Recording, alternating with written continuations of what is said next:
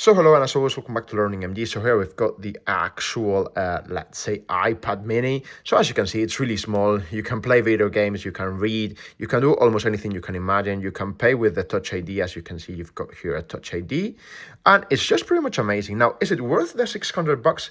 My answer is, as always, it depends. What does it depend on? Well, depending on if you're going to use it. So $600 plus the Pencil Pro, which, as you know, you charge it through here.